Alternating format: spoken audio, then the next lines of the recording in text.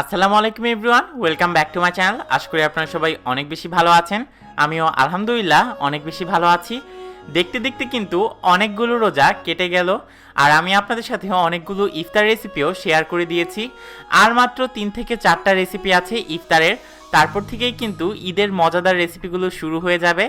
তো আজকে সেই ধারাবাহিকতায় আমি আজকে নতুন একটা রেসিপি তৈরি করে দেখাচ্ছি, সেটা হলো ছোলার চাট।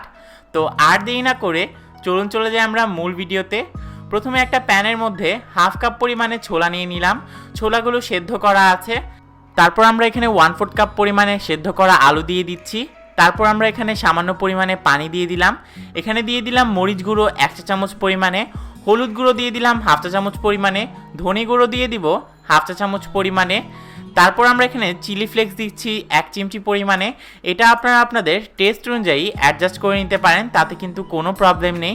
আর আমি জিরা গুঁড়ো দিয়ে দিলাম 1/2 চা চামচ পরিমাণে, দিয়ে দিলাম 2টা কাঁচামরিচ ভালো করে কেটে দিয়েছি। ঝালটা কিন্তু টেস্ট অনুযায়ী অ্যাডজাস্ট করে নেবেন, তাতে কোনো প্রবলেম নেই।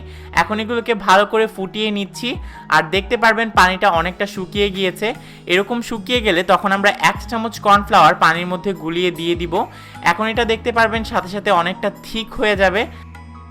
ঠিক হয়ে গেলে তারপর আমরা এর মধ্যে অ্যাড করব ধনেপাতা কুচি আর স্বাদ মতো লবণ।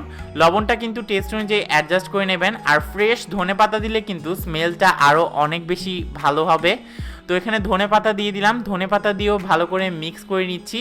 আমি এখানে মোট 1 টেবিল চামচ পরিমাণে ধনেপাতা ইউজ করেছি। তো এইটা কিন্তু মোটামুটি রেডি। এখন চলুন এটাকে আমরা সার্ভ করে নিই। এটার মধ্যে কিন্তু আর কিছুই দিব না আমি। আপনারা চাইলে এখানে তেঁতুলের পাল্প, টক দই যে কোনো কিছু ইউজ করতে পারেন।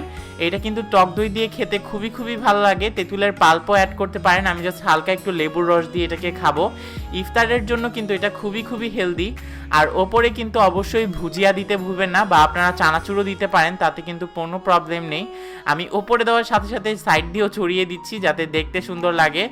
তো কেমন লাগলো আজকের এই সিম্পল সহজ রেসিপি, অবশ্যই আমাকে কমেন্ট সেকশনে কমেন্ট করে জানাতে ভুলবেন না। যদি এই রেসিপি দেখে ট্রাই করে থাকেন অবশ্যই আমার ফেসবুক গ্রুপে শেয়ার করে দিবেন। ফেসবুক গ্রুপের লিঙ্কটা আমি ডেসক্রিপশন বক্সে দিয়ে দিব।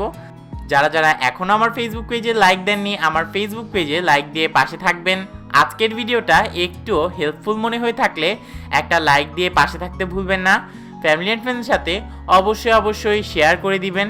আর আমার চ্যানেলটি কি করতে হবে, হ্যাঁ, সবসময়ের মতো সাবস্ক্রাইব করে আমার পাশে থাকতে হবে, আর আমার বেল আইকনটিতে প্রেস করে রাখতে হবে। Bye bye.